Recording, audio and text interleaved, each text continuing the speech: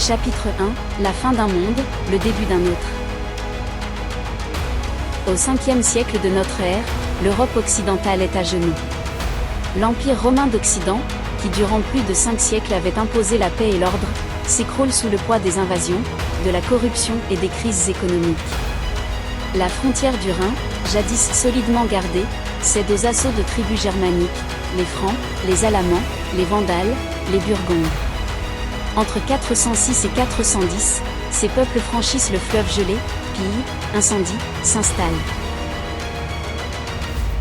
En 476, l'ultime chute, Romulus Augustule, dernier empereur romain d'Occident, est renversé par Eudocre. Ce général barbare d'origine skyre dépose les insignes impériaux à Ravenne. Rome, comme pouvoir impérial, cesse d'exister. Pourtant, dans les villes et les campagnes de Gaule, la mémoire de Rome reste vivace. Les évêques, héritiers de l'administration romaine, deviennent des figures de stabilité. Les élites gallo-romaines conservent leur influence, tandis que les paysans se replient autour des grands domaines ou tombent sous la coupe des nouveaux maîtres germains. La Gaule devient un territoire fragmenté. Au sud, les Wisigoths contrôlent Toulouse et l'Aquitaine. À l'est, les Burgondes s'installent entre le Rhône et la Saône. Au nord, les Francs-Saliens, peuple encore peu connu, tiennent la région de Tournai. C'est dans ce contexte de dissolution impériale, de recomposition ethnique, et de compétition féroce pour le pouvoir, que naît celui qui va unifier ce chaos sous une bannière nouvelle, Clovis. Chapitre 2, Mérovée, Childéric et les origines de Clovis. Bien avant que Clovis n'impose son nom dans les chroniques, ses racines plongent dans un passé à la fois historique et légendaire. Les Francs-Saliens, auxquels il appartient, sont l'une des nombreuses tribus germaniques apparues entre le Rhin et la mer du Nord. Contrairement aux tribus sédentaires, les Francs forment une fédération mouvante, qui pille, s'installe, conclut des traités, puis repart. Vers le IIIe siècle, ils franchissent les frontières de l'Empire romain, participant aux raids contre les provinces du Nord. Pourtant, au fil des décennies, une partie d'entre eux se romanise. Ils deviennent des foederati, des alliés sous contrat militaire, intégrés aux frontières romaines comme rempart contre d'autres barbares. C'est dans ce contexte que surgit Mérovée, le patriarche légendaire. Certains récits parlent de lui comme d'un demi-dieu né d'une femme et d'un monstre marin, le Kinotaure. Ce mythe, relayé par Frédéguerre au 7e siècle, vise à donner à la dynastie une origine surnaturelle, presque sacrée. Historiquement, on sait peu de choses de Mérovée, si ce n'est qu'il aurait combattu les Huns à la bataille des Champs Cataloniques aux côtés d'Aetius, le dernier grand général romain. Son successeur, Childéric Ier, est mieux connu. Roi des Francs-Saliens de Tournai, il est découvert au XIXe siècle grâce à une tombe fabuleuse, exhumée par des archéologues en 1653. Le trésor funéraire contient des armes, une cape ornée de 300 abeilles d'or, des bijoux et même un sceau en or marqué du nom de Childérici Régis. Cette tombe révèle un roi puissant, respecté, enterré selon un rite mêlant coutumes germaniques et influence romaine. Childéric n'est pas seulement un chef barbare. Il est un acteur politique fin. Il combat aux côtés des Romains contre les Saxons et les Alamans. Il participe à la défense de la Gaule. Son alliance avec Rome, même déclinante, lui assure reconnaissance et prestige. C'est dans ce creuset, entre monde germanique et univers gallo-romain, que naît son fils, Clovis. Clovis, né vers 466, grandit dans une Gaule en mutation. Fils d'un roi, mais aussi d'une princesse thuringienne nommée Basine, il incarne déjà une synthèse. Son éducation est celle d'un jeune chef guerrier, art de la guerre, chasse, équitation, maîtrise des codes d'honneur. Mais il est aussi probablement en contact avec des clercs, des évêques, des aristocrates gallo-romains. Il apprend peut-être quelques rudiments de latin, la langue du pouvoir. Adolescent, il assiste à la mort de son père et à la transmission du pouvoir. Il comprend très tôt les jeux de loyauté entre chefs de guerre, la nécessité de se faire craindre et respecter. Il sait que sa légitimité ne tiendra que par sa capacité à s'imposer, à vaincre, à unir. C'est dans cette tension constante entre tradition tribale et ambition monarchique que se forge le jeune Clovis, encore prince, bientôt roi. Chapitre 3, l'ascension d'un roi. Lorsque Clovis monte sur le trône en 481, il n'a que 15 ans. Il succède à son père, Childéric Ier, à la tête des Francs-Saliens, une tribu relativement modeste établie autour de Tournai. À première vue, rien ne distingue ce jeune roi des dizaines d'autres chefs barbares qui se disputent alors les ruines de la Gaule. Et pourtant, derrière cette jeunesse se cache une volonté de fer, une intelligence politique rare, une ambition dévorante. Le monde de Clovis est instable. Les rivalités entre tribus sont constantes. L'autorité est éphémère si elle n'est pas renforcée par la victoire militaire. Dès ses premières années de règne, Clovis comprend que pour durer, il doit non seulement survivre, mais conquérir. Il va donc forger son autorité à la pointe de l'épée. En 486, à peine âgé de 20 ans, Clovis lance sa première grande campagne contre Syagrius, le dernier représentant de l'autorité romaine dans le nord de la Gaule. Syagrius est le fils d'Aegidius, un général romain qui s'était maintenu en Gaule après la chute de Rome. Il règne depuis Soissons, entouré d'une armée d'anciens légionnaires et de mercenaires. Pour beaucoup, il incarne la dernière lueur de l'ordre romain. La bataille entre Clovis et Syagrius est décisive. L'affrontement a lieu près de Soissons. Clovis l'emporte avec brio. Syagrius s'enfuit chez les Visigoths, mais Alaric II, leur roi, le livre à Clovis, qui le fait exécuter. Cette victoire n'est pas seulement militaire, elle est symbolique. Clovis devient le successeur de Rome en Gaule du Nord. Il n'est plus un simple chef de guerre, mais un roi qui étend son autorité sur d'anciens territoires impériaux. C'est après cette victoire que naît la fameuse légende du vase de Soissons. Selon Grégoire de Tours, lors du pillage de la ville, un soldat franc brise un vase sacré que Clovis voulait restituer à l'église. Le roi ne dit rien sur le moment, mais un an plus tard, devant toute l'armée, il fait tomber l'homme et lui fracasse le crâne avec sa propre hache. Ainsi as-tu fait au vase de Soissons. Ce récit, peut-être légendaire, est un chef-d'œuvre de propagande monarchique. Il montre un roi juste, patient, mais impitoyable, capable de frapper pour l'ordre et l'honneur. Dans les années qui suivent, Clovis poursuit sa consolidation. Il s'allie à d'autres tribus franques, soumet ses rivaux, attire les élites gallo-romaines par son sens de la justice et sa capacité à maintenir la paix. Il se rapproche de l'Église sans encore se convertir, entretenant des relations prudentes avec les évêques qui voient en lui un pouvoir stable, capable de restaurer l'ordre. Ce qui distingue Clovis de ses contemporains, c'est sa capacité à incarner à la fois le chef barbare et le continuateur de Rome. Il ne rejette pas l'héritage impérial, il s'en nourrit. Il s'entoure de conseillers lettrés, de dignitaires locaux, et commence à rêver d'un royaume durable. Son ascension est fulgurante, mais elle n'est que le début d'une ambition encore plus vaste, celle de devenir un roi chrétien, reconnu non seulement par ses guerriers, mais par Dieu lui-même. Chapitre 4, Entre-guerre et diplomatie. Après la victoire de Soissons, Clovis ne relâche pas la pression. Il sait que sa survie politique dépend d'une expansion continue, mais aussi d'un jeu diplomatique subtil dans une Gaule fragmentée où chaque roi, chaque duc, chaque évêque, chaque chef tribal peut devenir un allié. Ou un ennemi. L'une des décisions les plus stratégiques de son règne est son mariage avec Clotilde. Cette princesse burgonde est issue d'une lignée rivale, son père Chilpéric II a été assassiné par son propre frère, Gondebaud, roi des Burgondes.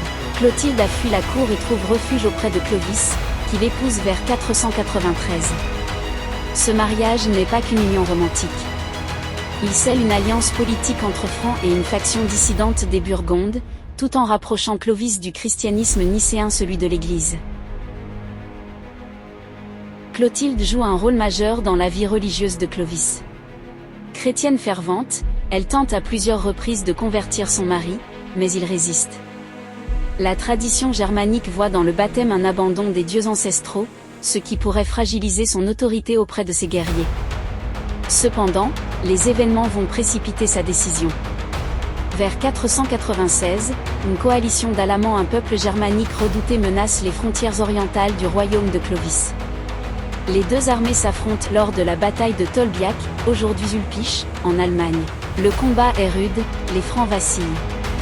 Selon Grégoire de Tours, dans un moment de désespoir, Clovis lève les yeux vers le ciel et promet, au Christ, Dieu de Clotilde, si tu me donnes la victoire, je croirai en toi, et je serai baptisé. La victoire survient, brutale et décisive. Clovis, fidèle à sa parole, annonce sa conversion. Ce serment change tout. Il n'adopte pas l'arianisme, comme la majorité des rois germaniques de l'époque, mais le catholicisme romain. Ce choix, hautement politique, lui permet de gagner le soutien des évêques, des populations gallo-romaines, et d'apparaître comme un champion de l'orthodoxie. Mais Clovis ne gouverne pas seulement par la foi.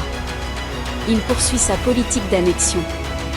Il combat d'autres chefs francs, parfois ses propres cousins, comme Ragnacaire, roi de Cambrai. Il les attire dans des pièges, les exécute, et s'empare de leur territoire. Il use de la ruse autant que de l'épée, il envoie des cadeaux, promet des charges, puis frappe sans pitié. Ceux qui s'opposent sont éliminés. Ceux qui se soumettent sont intégrés. Clovis impose peu à peu une hiérarchie féodale, préfigurant la royauté capétienne. Il centralise l'autorité, fait circuler ses ordres, et se présente non plus seulement comme un roi guerrier, mais comme le garant de l'ordre et de la foi. Son règne devient le creuset d'un nouvel art de gouverner, la synthèse entre brutalité franque et vision administrative héritée de Rome. En une décennie, Clovis a transformé un modeste royaume tribal en un État structuré, respecté, craint. Il est à la fois un chef de guerre, un chef d'État, bientôt, un roi chrétien reconnu par l'Église. Chapitre 5, le baptême de Reims, naissance d'une nation chrétienne. Le baptême de Clovis à Reims constitue un tournant majeur de l'histoire de France, de l'histoire de l'Église, et de l'histoire politique de l'Europe.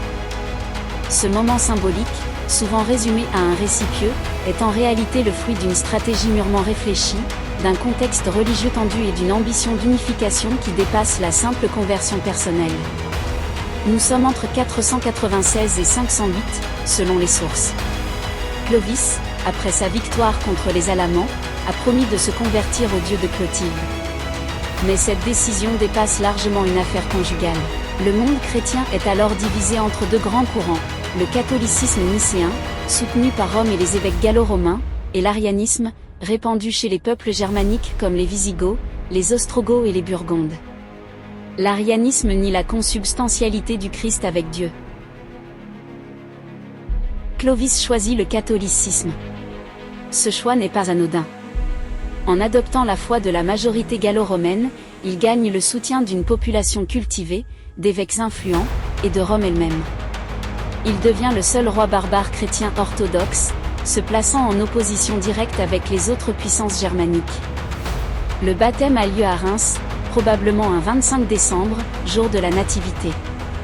L'évêque Rémy, grande figure de l'épiscopat gallo-romain, officie la cérémonie. Selon la tradition rapportée par Grégoire de Tours, au moment de l'onction, la Sainte Ampoule, une fiole contenant une huile sacrée, descend miraculeusement du ciel portée par une colombe. Cet événement merveilleux scelle l'origine divine du sacre des rois de France. 3000 de ses guerriers sont baptisés avec lui. Cette conversion collective n'est pas seulement religieuse, elle est politique. Elle soude le roi à ses hommes, renforce l'unité du royaume, et crée une nouvelle identité commune. Le roi n'est plus seulement un chef de guerre, il devient un roi par la grâce de Dieu. À partir de ce moment, Clovis est perçu comme un nouveau Constantin, celui qui, autrefois, avait christianisé l'Empire romain. Il devient le défenseur de la foi, l'épée de l'Église, l'allié des évêques. Le clergé le célèbre, le peuple l'honorait. Cette alliance entre le trône et l'autel durera plus d'un millénaire. Mais le baptême ne marque pas la fin des conquêtes. Il en est le prélude. Fort de son nouveau statut, Clovis prépare ses offensives contre les Visigoths ariens, les derniers grands rivaux au sud de la Gaule. Le royaume entre dans une nouvelle phase, celle de l'expansion sous bannière chrétienne. Chapitre 6, le grand stratège. Après son baptême à Reims, Clovis n'est plus seulement un chef de guerre, il est un roi chrétien investi d'une mission. Cette mission n'est pas uniquement spirituelle. Elle est aussi politique et militaire, unifier la Gaule, soumettre les royaumes barbares concurrents, étendre son autorité sur les terres encore sous domination arienne. À ce titre, sa campagne contre les Visigoths va marquer un sommet de son règne. Depuis leur capitale à Toulouse, les Wisigoths de l'Empire d'Occident contrôlent une large portion du sud de la Gaule, jusqu'aux Pyrénées. Leur roi, Alaric II, bien qu'arien, tente de maintenir la paix avec Clovis. Mais les tensions sont inévitables. Clovis veut asseoir son autorité sur tout l'espace gallo-romain.